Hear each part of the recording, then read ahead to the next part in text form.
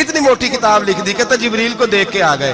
میں نے کہا جبریل تو روز وہاں کھڑے ہوتے تھے در رسول پہ، وہ تو وہاں کھڑے ہوتے تھے، روزانہ آئے ہوتے تھے، ان کو دیکھنے جانا تھا۔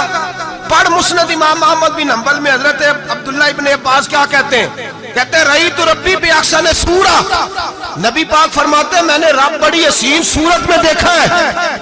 حضرت انس بن مالک فوراً اٹھ کے کھڑے ہو گئے۔ اس کی اگلی بات سنو، حضرت انس بن مالک رضی اللہ تعالیٰ عنہ کہنے لگے یا رسول اللہ اکیلے دیکھا ہو؟